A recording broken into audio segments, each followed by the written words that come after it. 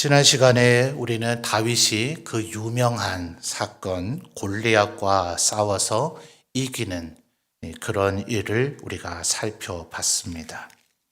우리가 이미 살펴봤던 대로 앞에 있는 17장을 보면 17장 16절 다시 한번 확인해 볼까요?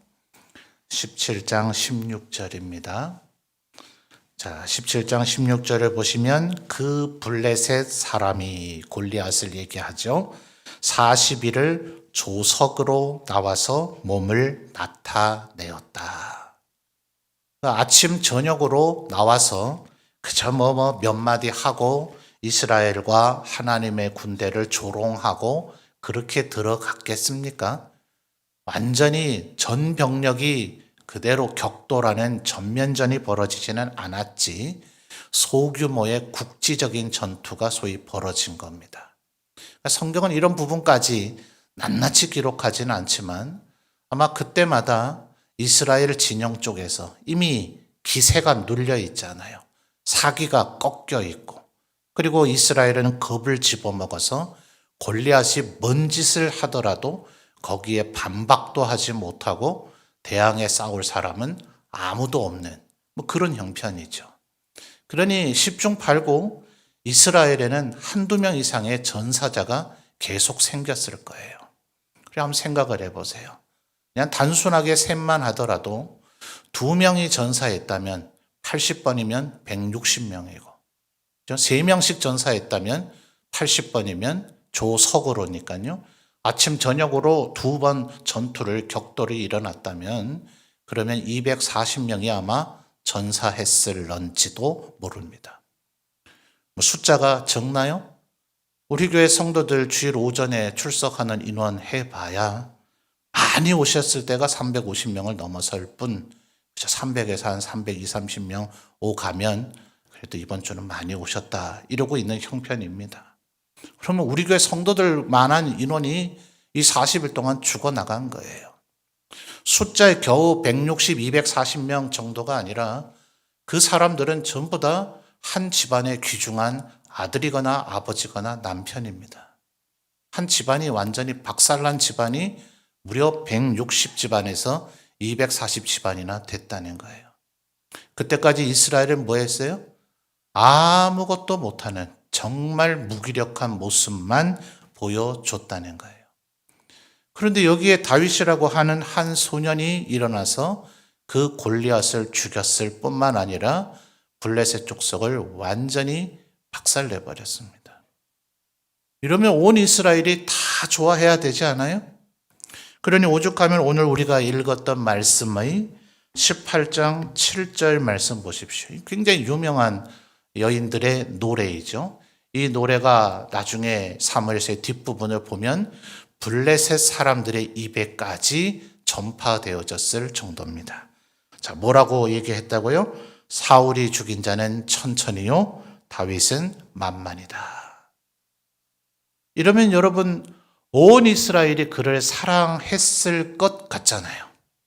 다윗이 지금 뭘 잘못했어요? 아무것도 잘못한 것 없고 다윗은 정말 잘했고 정말 말 그대로 온 이스라엘이 다윗을 칭찬하고 사랑했어야 마땅하죠. 근데 오늘 우리가 18장을 살펴보니까 그래요, 안 그래요? 안 그렇더라 하는 것을 우리가 놓치지 말아야 됩니다. 물론 대부분의 사람들은 이 다윗을 사랑했어요. 자, 1절 보십시오. 1절 하반절과 3절을 보면 2번 반복되죠. 1절 하반절에 요나단이 그를 어느 정도로요? 자기 생명같이 사랑했다. 3절에 또다시 얘기하죠. 요나단은 다윗을 어떻게 했어요? 자기 생명같이 사랑했다. 자, 체크들을 한번 해보세요. 누가 다윗을 사랑했는지 16절로 넘어가 볼까요? 16절. 1절과 3절 체크하셨죠? 요나단이 자기 생명같이 다윗을 사랑했다. 16절 여러분이 읽어주십시오. 시작.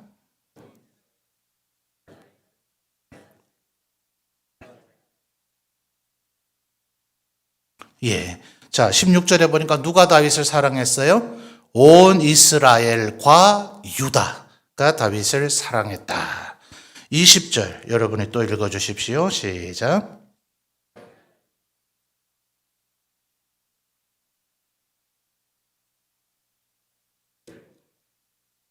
예, 사울의 딸 미갈조차도 다윗을 사랑했대요.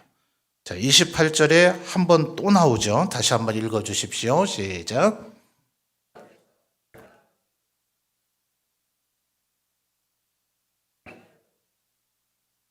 아멘.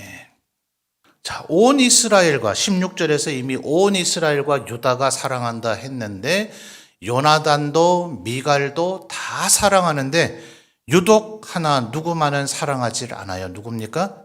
사울입니다. 사울. 그러니까 여러분 이걸 꼭 기억하셔야 돼요. 여러분이 만약 잘못하고 범죄하고 참 누가 봐도 못난 짓 하고 정말 누가 봐도 저러니 미움을 받지 이렇게 살면 그건 뭐 미움 받는 건 당연하고요. 뭐 간혹 본인이 온갖 미움 받을 짓을 하고도 다른 사람들이 자기를 싫어하면 왜 나를 싫어하지? 이렇게 의아해하는 사람도 없지는 않아요. 근데 그걸 지금 우리가 고민하고 그분을 어떻게 좀 조치를 해드려야 될까? 이게 문제는 아니고 우리 예수 믿는 사람들의 대부분은 나는 늘 열심히 하고 나는 늘 잘하고 나는 하나님 말씀대로 해보려고 하는데 왜 자꾸 나를 미워하는 사람이 생기지? 지금 보니까 어때요? 이해가 안 되잖아요. 다윗이 도대체 뭘 잘못했어요? 그럼 40일 동안 자기들이 좀 나가 싸우든지요. 사울이 나가 진작 싸우든지요. 본인이 왕 아닙니까? 왕. 다른 뭐 일개 병졸이나 뭐 50부장, 100부장, 1000부장이나 더 나아가서 사울의 군대 장관이었던 아브넬까지도 못할 수도 있어요. 왕은 그러면 안 돼요. 왕은 죽기를 각오하고 나가 싸워야죠. 하나님께서 머리에 기름 부어주신 건 장난이 아니에요. 머리에 기름 부어주신 것은 그 일을 하라고 기름 부어주신 것이고 그 일을 못하겠으면 나가서 장렬하게 전사라도 해야 되죠.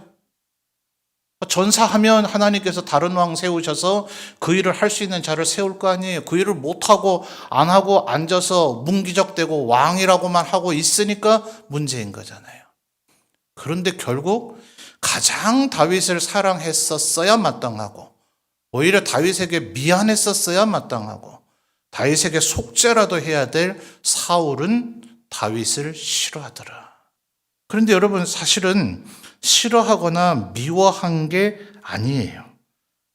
자, 여러분 8절 말씀을 보면 분명히 사울이 그 말을 불쾌하여 심히 노하기는 했어요. 노하기는 했습니다만 12절을 보시죠. 결국 사울이 다윗에게 사로잡힌 감정은 뭔가? 12절 보십시오. 시작.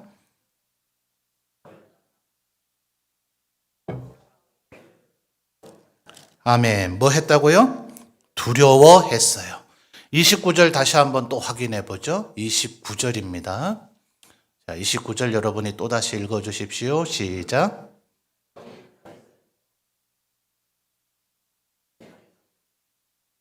자, 다시 한번 29절에서 지적해 주죠.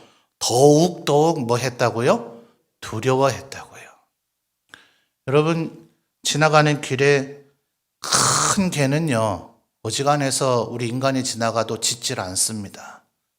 꼭 보면 작은 개가 그냥 죽기를 각오하고 왈왈왈 하면서 짖죠. 저러다 숨 넘어가는 거 아닌가 싶을 정도로 짖어대잖아요. 왜 그래요? 지 죽을까 봐 그래요. 그러니까 여러분, 야고보 사도도 이 얘기를 하죠. 네가 잘못해가지고 너에게 고난이 생기면 누구한테 하소연할 거냐? 하나님 말씀에 불순종했고 하나님 말씀을 따르지 않아서 벌받고 지금 시험 환난을 자초했으니 그것은 부끄러울 일이다. 그러나 만약 정말 하나님의 말씀대로 내가 최선을 다해 살고 있는데도 불구하고 너에게 고난과 환난이 있다면 그건 절대로 하나님께서 보상해 줄 것이다. 그러니까 우리가 먼저 기억해야 되는 것은 나에게 지금 왜 환난이 있느냐, 왜 어려움이 있느냐, 내 시련이 있느냐, 왜 요거 따지기 전에 그런 일이 나에게 생겼다고 싶으면 먼저 내가 지금 하나님 말씀대로 살고 있는가, 내 주변에서 다가오는 어떤 자극, 스트레스 혹은 나를 공격하는 어떤 사람이나 어떤 요소들, 그 대상을 자꾸 살피고 그 이유를 살피고 그들의 원인을 살피기 전에 언제나 다윗이 하나님 마음에 맞는 사람이 된 이유는 그런 일을 겪을 때 자기 자신을 먼저 살피더라는 거예요. 근데 내가 정말 하나님의 말씀대로 정말 했는데, 정말 내 나름대로는 하나님 앞에 최선을 다했는데도 불구하고 누군가 나를 싫어하고 나를 미워하고 나를 공격한다 싶거들랑 그들이 얼마나 내가 두려웠으면 그럴까. 그죠? 어쩌면 그 배후에는 그들을 불의의 병기로 쓰고 있는 그 역사의 주체는 마귀 사탄인데 결국은 우리가 하나님 앞에 크게 영광 돌리고 있기 때문에 그래요. 자, 여러분 지금 다윗의 상황을 지금 보시면 다윗이 누구를 지금 신경 쓰고 있는 것 같습니까? 사울을 신경 씁니까? 아니면 다른 사람들을 신경 씁니까? 다른 사람들을 신경 쓰고 있죠. 다른 사람을 신경 쓴다는 표현도 사실은 조금 어폐가 있는데 다윗은 그렇게 사람을 신경 쓰지 않습니다. 자기가 해야 할 일에 본분을 다해요. 자, 여러분 5절 말씀을 보십시오. 5절 말씀을 보시면 다윗은 사울이 보내는 곳마다 가서 지혜롭게 행하매 사울이 그를 뭐로 세웠습니까? 군대의 장으로 삼았다. 글쎄요, 현대 편제로 하면 거의 뭐 합참 의장이나 국방부 장관쯤 된 겁니다. 그러니 아마 아브넬이 조금 시기 질투가 생겼을지 몰라요. 아브넬은 이 이전이나 이 이후에도 사울이 죽은 이후에도 다윗 집안과 끝까지 맞서 싸우다가 결국은 요압에게 살해당하는 베냐민 지파의 말 그대로 군대의 장인데 사실은 뭐 아브넬도 골리앗 앞에서 꼼짝 못하고 있었으니 사울이 다윗을 군대장으로 세운 것에 아브넬은 불평할 자격조차 없었을 거예요. 그런데 13절을 보십시오. 13절을 보면 그러므로 사울이 그를 자기 곁에서 떠나게 하고, 여기서의 그는 다윗이거든요. 그러므로 사울이 다윗을 자기 곁에서 떠나게 하고 그를 다윗을 뭐로 삼았어요? 천부장으로 삼았습니다. 50부장, 100부장보다는 분명히 엄청나게 높은 직제이기는 합니다. 예수님 당시 때도 로마인의 천부장 이러면 거의 총독 다음급이기 때문에 잠재적 실제 로마 역사를 보면 천부장 출신의 황제가 제법 됩니다. 언젠간 황제가 될 수도 있는 사람으로 분류될 정도로 사실은 로마는 절반 정도는 군사정권이라고 봐야 됩니다. 그러니까 이게 굉장히 지체가 높아요. 그러나 5절에 얘기한 군대 장관은 비교할 수 없는 강등입니다. 지금 그 이전까지는 사울이 자기에게 머무르게 했죠. 2절 보세요. 그날에 사울은 다윗을 머무르게 하고, 말하자면 중앙관료입니다. 그런데 13절에서는 어떻게 했다고요? 자기 곁에서 떠나게 해서 천부장을 삼은 지방관료예요. 요즘에야 뭐 사실 뭐 모르겠습니다. 중앙직 공무원과 지방직 공무원이 얼마나 차이가 나는지 제가 공무원이 아니라서 잘 모르겠습니다만 현재에도 조금은 차등이 아마 있지 않나 제가 귀 동량으로 들은 것은 그렇습니다. 근데 고대 때는 말할 수도 없죠. 왕실을 출입하며 왕 측근에 있는 중앙관료와 지방관료하고는 비교가 안 될 정도입니다. 그러니까 지금 얼마나 다윗을 강등시키고 좌천시킨 거예요. 13절에 천부장을 먼저 시켰다가 그 다음에 5절에서 얘기하는 군대 장관으로 장으로 승진을 시켰다면 이건 승승장구입니다. 이러면 사람은 마음은 그닥 흔들리지 않아요. 오히려 교만해지지 않으면 다행이죠. 그런데 5절에 군대장이었다가 지방관료인 천부장으로 강등시켜버리면 여기에서 사람이 굉장히 흔들리기가 쉽습니다. 그리고 그것은 인사권을 쥐고 있는 지금 사울에게 내가 미운 털이 박혔다는 것이 확연히 좀 느껴지고 있는 상황이에요. 그러면 오늘날 우리가 겪고 있는 어떤 내가 사람에게 힘든 일을 겪고 있다면 솔직히 대부분의 사람은 그까지 사람 내가 무시하고 안 보면 그만 아닙니까? 문제는 우리가 하나님의 사람이기 때문에 원수까지도 사랑하라 하시니 야, 안 보고 살면 안 되고 절규하고 살면 안 되고 무시하고 살면 안 되고 계속 그 사람을 포용하고 사랑하고 용납하려고 하니까 힘들어서 그렇지, 세상 사람들처럼 내가 너까지 거 없으면 내가 뭐 내 인생에 무슨 해가 되냐 하면서 무시하고 안 보고 아예 그렇게 살고 그렇게 살아버리면 아무런 힘들 게 없잖아요. 그런데 다윗에게 사울은 지금 그럴 존재가 안 되죠. 조금 더 찍히면 이후에 결국 그렇게 됩니다만 결국 다윗은 억울하게 사형수가 되어져 버립니다. 산채로 잡아올 필요 없다. 그냥 죽여서 목만 가져와라. 뭐 잡아와서 내 앞에 이 사람이 죄가 있냐 없냐 그런 거 논하기도 귀찮다. 그냥 죽여서 목만 가져와라. 다윗에게 물 주거나 먹을 것 주거나 무기 주거나 그가 있는 걸 봤는데도 알리지 않거나 그런 자도 모조리 다 죽인다. 세상에 이런 식의 압박은 정말 유례를 찾아보기가 어렵습니다. 그러니 다윗에게 지금 이 사울의 두려움으로 인한 아까 8절에 뭐예요? 노함, 이 미움은 정말 무시할 수 있는 그런 감정은 아니죠. 그런데 왜 다윗이 아까 1절과 3절 요나단에게 사랑을 받고 16절에 온 이스라엘과 유다에게 사랑을 받고 그리고 20절과 그리고 29절에서 28절에서 얘기하는 것처럼 미갈에게 사랑받게 되는가? 다윗은 사울에게 연연하지 않았기 때문에 그래요. 여러분, 우리는 잘못하면 99명이 나를 사랑하는데도 불구하고 한 명이 나를 미워한다 그러면 그 뒤에 99명이 보여요, 안 보여요? 안 보이는 경우가 훨씬 많습니다. 저 한 명이 나를 이렇게 미워하고 나를 괴롭히고 힘들게 하는 거 보니 99명도 그렇겠지라고 생각합니다. 저 사람이 나를 싫어하는 거 보니까 저 사람의 아내도 저 사람의 남편도 나를 싫어하겠지, 저 사람의 부모도 나를 싫어하겠지, 저 사람의 자식들도 나를 싫어하겠지, 저 사람의 형제들도 나를 싫어하겠지, 저 사람의 사촌들도 사돈들도 나를 싫어하겠지, 이렇게 생각을 확장시켜 나가고 나면 온 세상 사람이 나를 다 싫어하지 나를 좋아하는 사람 단 한 명도 없어요. 그런데 오늘 18장은 분명히 얘기해 줍니다. 사울이 다윗을 싫어하지만 사울의 제1의 아들인 요나단이 다윗을 어떻게 했다고요? 자기 생명같이 사랑했다고요. 뒤에 미갈만 이랬으면 하여튼 딸들은 안 돼 이렇게 아마 말했을지 모르는데 아들이 먼저 나왔어요. 미갈이 아무리 다윗을 사랑했어도 요나단만큼 사랑하지 않았어요.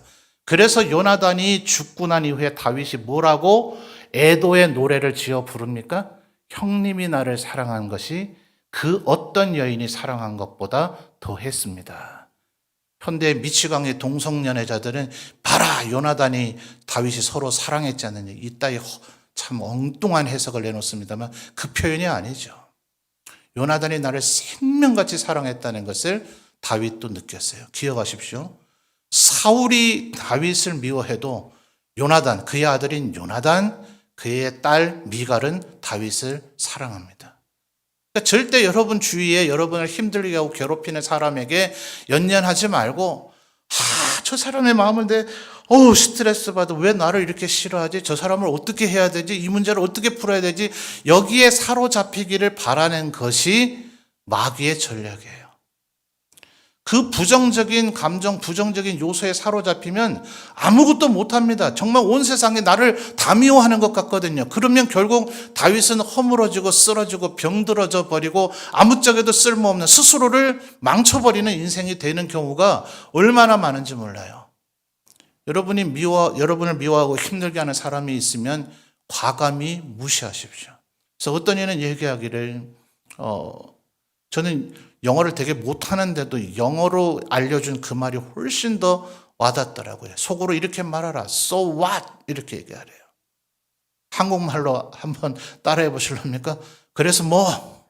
한번 따라해 보세요. 그래서 뭐? 대놓고 이러면 싸움이 납니다. 속으로. 그렇게 하는 사람들은 그냥 그래서 뭐? 이렇게 말해버리고 그냥 제쳐버리고 우리는 나를 사랑하는 사람들에게 주목을 하라는 거예요. 실제로는 훨씬 더 많은 사람이 다윗을 사랑하더라 하는 거예요. 왜 사랑할까요? 밥 사줘서 그래요? 커피 사줘서 그래요? 뇌물 줘서 그래요? 그렇지 않죠? 5절 다시 한번 주목해 보십시오. 5절 여러분이 읽어주세요. 시작. 자, 상반절에 답이 나오죠? 다윗은 사울이 보내는 곳마다 가서 뭐 했다고요? 지혜롭게 행하며. 14절 읽어주세요. 상반절에 답이 나옵니다. 14절 다윗이 그의 모든 일을 어떻게 해요? 지혜롭게 행하니. 15절 또 나오네요. 사울은 다윗이 크게 어떻게 했어요? 지혜롭게 행하여. 또 30절 보겠습니다. 30절 마지막 절이죠. 블레셋 사람들의 방백들이 싸우러 나오면 그들이 나올 때마다 다윗이 사울의 모든 신하보다, 여러분 읽어주세요. 시작. 더 지혜롭게 행하매 이에 그의 이름이 심히 귀하게 되니라. 뭐 하면 되는 거예요? 지혜롭게 행하시라고요. 사울에게 사로잡히지 말고, 왜 나를 미워하나? 미워하는 사람 그냥 미워하게 두세요. 미워하면 결국 손해보는 건 그 사람이고 그 죄 때문에 그가 스스로 멸망해버릴 거니까 관여하지도 말고 그냥 차라리 내가 얼마나 무서우면 저러겠는가, 내가 정말 두려운 모양이구나, 이렇게 성경 말씀처럼 생각하면 그때부터 그를 향한 긍휼과 연민의 마음이 생기죠. 아이고, 내가 얼마나 무서우면 저럴꼬 하면서 오히려 그를 품을 수 있는 용기가 생길 거예요. 그러나 중요한 것은 그 부정적인 사람에게 사로잡히지 마십시오. 그에게 주목하지 마십시오. 우리는 그 사람을 만족시키기 위해서 사는 존재가 아닙니다. 하나님께서 분명히 우리가 서로 사랑하라, 하나가 되어지라, 원수도 사랑하라 했지만 우리는 인간에게 인기 없고 인간을 만족시키고 인간을 흡족하기 위해서 살아가는 존재가 아닙니다. 사람의 제일 되는 목적이 무엇이니요? 하나님을 영화롭게 하고 그를 영원토록 즐거워하는, 우리의 목적은, 우리의 시선은 누구요? 하나님께 향해 있어야 합니다. 그러므로 다윗은 지혜롭게 행하니 훨씬 더 많은 사람들이, 심지어 원수의 아들, 딸조차도 그를 사랑할 뿐 아니라 그의 이름이 심히 귀하게 되어지더라 하는 거예요. 그런데 여러분 14절 다시 한번 주목해 보십시오.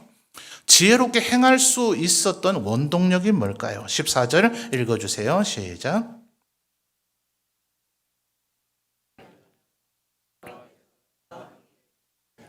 자, 여러분, 지혜롭게 행해서 하나님이 함께 주신 거예요? 아니면 하나님이 함께 주셔서 지혜롭게 행할 수 있었던 거예요?